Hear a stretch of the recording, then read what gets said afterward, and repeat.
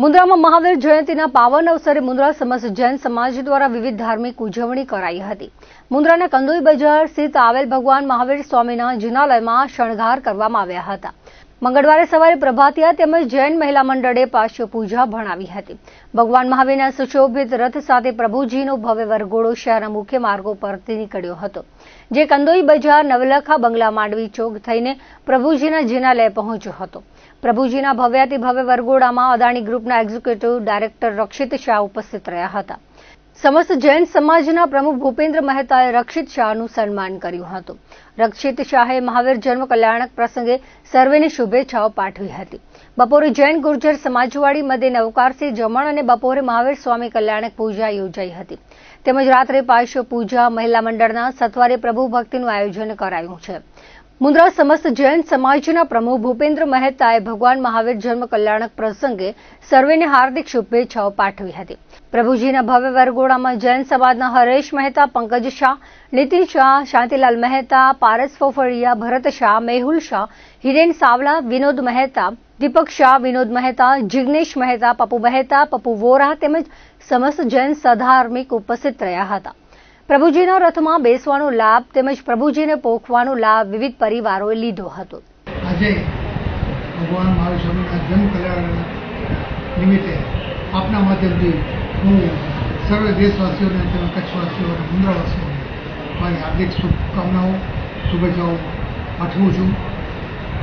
આજે અમારો જૈન સમાજનો આ પ્રસંગ રંગે ચંગે મનાવવામાં આવ્યો છે, જેમાં સમસ્ત જૈન સમાજ એક થઈ અને અમે લોકોએ એનો વરઘોડો મહાવીર સ્વામી ભગવાનના મંદિરથી દર્શનથી કરી અને આખા ગામમાં ફરાવી અને પાછું મહાવીર સ્વામીના મંદિરમાં દેરાસરમાં અમે લઈ આવ્યા।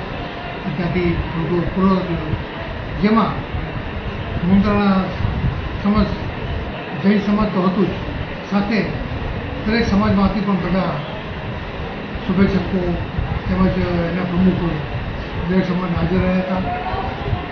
ખાસ કરીને અદાણીના રક્ષિત શાહ જે સીઓ છે અદાણી, એમણે હાજરી પુરાવી આ વખતે અમને ખૂબ જ ઉત્સાહ પૂરો પાડ્યો અને એમના હાજર રહેવાથી અમને આ વખતે બહુ મજા આવી। એમણે અમને પૂરેપૂરી શુભકામના, શુભેચ્છા આપી કે પોતે પણ જૈન છે એટલે અમને અમારા એક બહુ જેને કહીએ ને કે અદાણી આજે એટલું મોટું નામ છે કે જેમની એક હાજરી માત્રથી પણ ઘણું બધું કામ થઈ શકે। તો અમે જૈન સમાજ તરફથી એમને બી વાત કરી છે કે આપણે ત્યાં બી એમનું કાંઈ કામ હોય જરૂર કરી આપજો, તો એમને અમને હાર્દિક શુભેચ્છા આપી, સાથે કાંઈ બી કામ હોય તો કહ્યું છે, તો એમનો અમે આ સાથે હું આભાર પણ માનું છું એમનો આજે હાજર રહ્યા બદલ।